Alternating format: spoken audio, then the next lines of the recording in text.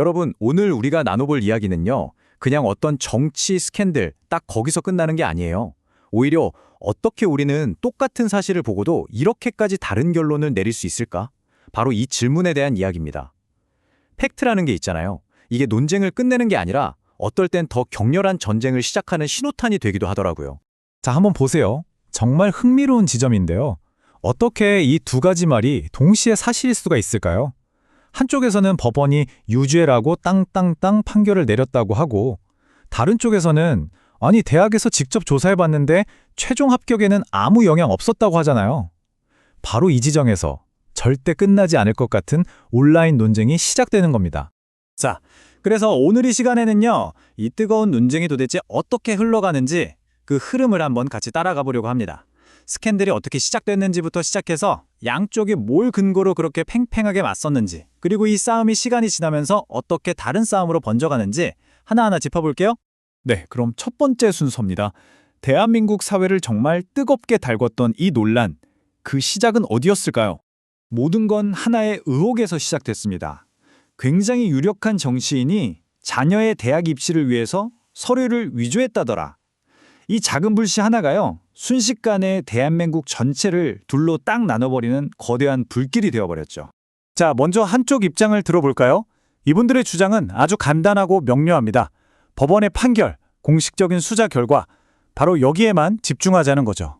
이분들이 내세우는 가장 강력한 증거 바로 이 법원 판결문입니다. 아들과 딸 입시에 쓰인 여러 서류들이 허위거나 위조된 게 맞다, 즉 유죄라는 겁니다. 이 판결문은 이쪽 사람들에게는 더 이상 논쟁할 필요가 없는 반박 불가능한 팩트가 되는 거죠. 한 온라인 커뮤니티에 올라온 이 댓글이 딱 그 관점을 보여줘요.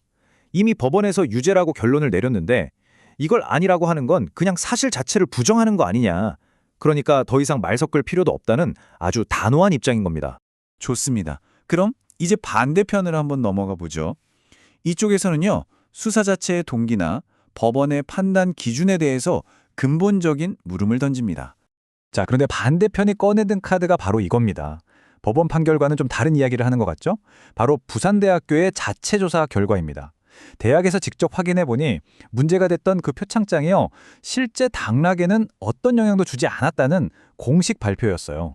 이 댓글을 보면 이분들의 생각이 딱 보이죠? 이건 정치적인 의도를 가진 표적 수사였다는 거예요. 그러니까 실제로 입시 결과에 영향을 주지도 않은 걸 가지고 검찰이 너무 과하게 어떤 목적을 가지고 수사를 밀어붙였다는 불신이 담겨 있는 거죠. 그러니까 이게 핵심인 거예요. 두 쪽이 싸우는 지점이 완전히 다른 거죠. 애초에 서로 다른 질문을 하고 있는 겁니다. 한쪽은 아니 규칙을 어긴 게 맞아 틀려 이걸 따지고 있고요.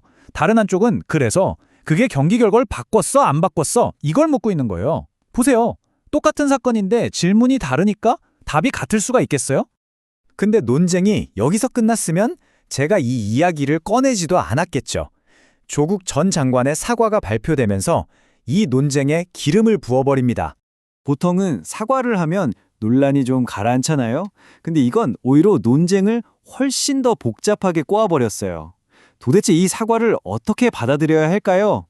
바로 이 지점에서 다들 하고 갸우뚱하게 되는 거죠.